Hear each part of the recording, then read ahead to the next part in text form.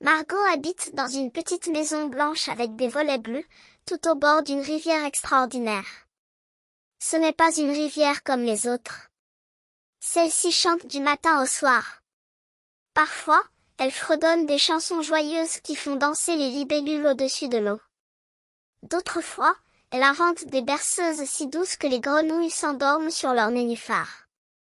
Il y a même des jours où elle raconte des histoires en musique, et tous les oiseaux se posent pour l'écouter. Margot adore cette rivière.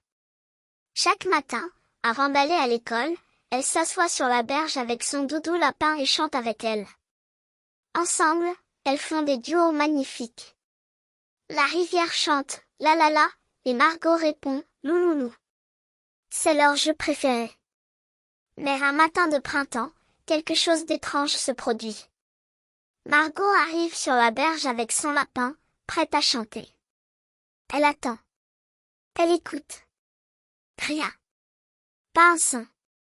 La rivière coule, mais elle ne chante plus. Elle glisse en silence, comme si elle avait perdu sa voix. Rivière, appelle doucement Margot. Tu es là? L'eau frémit un peu, mais aucune mélodie n'en sort.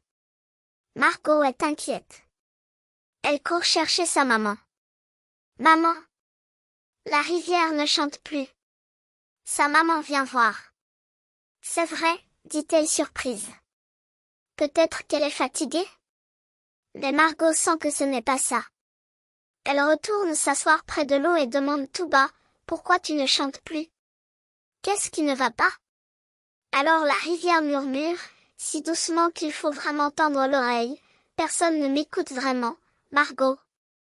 Tout le monde vient me voir, on me regarde, on prend des photos, mais personne ne prend le temps de m'écouter. Vraiment écouter. Alors j'ai perdu l'envie de chanter. Margot comprend. Elle se rappelle ce jour à l'école où elle voulait raconter son rêve à sa maîtresse, mais la maîtresse regardait son téléphone. Margot s'était sentie toute petite, comme invisible. Je vais t'écouter, moi, dit Margot avec sérieux. Elle pose son lapin à côté d'elle. Elle ferme les yeux. Et elle écoute.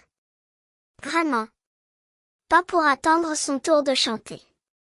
Pas pour penser à autre chose. Non. Elle écoute de tout son cœur. Elle écoute le clapotis de l'eau contre les pierres. Le souffle du vent qui joue dans les roseaux. Le glissement d'un poisson sous la surface. Le battement profond, tout au fond, du cœur de la rivière. Et là, doucement, très doucement, la rivière recommence à chanter. D'abord un petit timide. Puis une note plus claire. Et enfin, une mélodie toute neuve, une chanson que Margot n'a jamais entendue. Une chanson juste pour elle, pleine de merci et de joie.